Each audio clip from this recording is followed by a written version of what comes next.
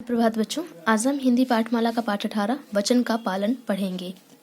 इस पाठ के अंतर्गत हम जानेंगे शरणागत की रक्षा करना और अपने वचन का पालन करना। साथ ही लेखक बच्चों को यह समझाने का प्रयास कर रहा है कि यदि उनके साथ कोई बुरा व्यवहार करे तो भी उन्हें सदैव सामने वाले के साथ अच्छा व्यवहार करके उसे सही मार्ग पर लाना चाहिए। चलिए इस कहानी का आरंभ करते हैं। यह स्पेन देश के एक छोटे से गांव की घटना है। एक बगीचे का स्वामी यानी मालिक अपने बगीचे को सींचने और पेड़ पौधों को ठीक करने में लगा था। उसी समय एक व्यक्ति भागता हुआ उसके पास आया। वह घबराया हुआ था। बगीचे के स्वामी के सामने आकर गिड़गिड़ाता हुआ वह बोला, आप मेरी रक्षा कीजिए, मुझे कहीं छिपा दीजिए। कुछ लोग मेरे पीछे पड़े हैं और वे मुझे मार डालना चाहते हैं। वह व्यक्ति भय के मारे बार बार पीछे की ओर मुड़कर देख रहा था। बगीचे के स्वामी को उस पर दया आ गई। उसने एक कोठरी यानी कमरा दिखाकर कहा, जाओ उस कोठरी में छिप जाओ, रात को अंधेरा होने पर तुम्हें यहाँ से निकाल दूंगा। थोड़ी देर में कुछ लोग एक मृतक युवक को साथ लेकर वहां आए। बगीचे के स्वामी ने उस युवक को देखा और हाय मेरा बेटा कहकर रोता हुआ उससे लिपट गया। मृतक युवक उसी का पुत्र था। उन्होंने बतलाया गांव के बाहर एक व्यक्ति इसे पटक कर इसकी छाती पर बैठा था और इसका गला दबा रहा था।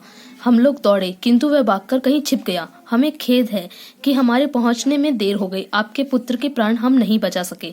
खेद यानी कि दुख है। उन लोगों ने हत्यारे का रूप रंग और उसके पहनावे के बारे में बतलाया।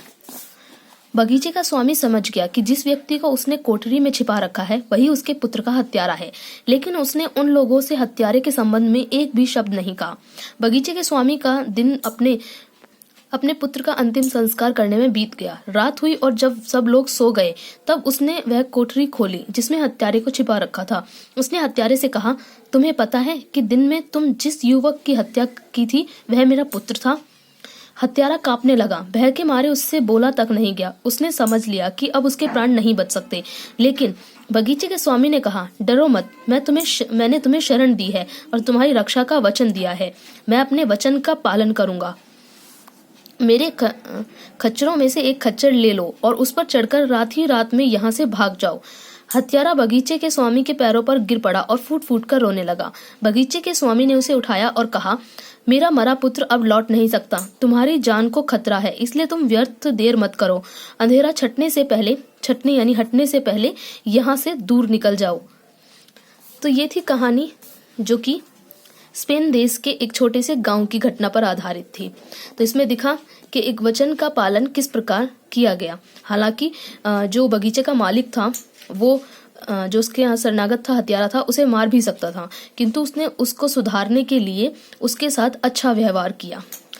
तो अब आप इस पाठ के अभ्यास को आराम से कर सकते हैं। फिर भी अगर आपको इसका अभ्यास करने में कोई परेशानी कठिनाई हो तो मुझे व्हाट्सएप पे मैसेज करके पूछ सकते हैं।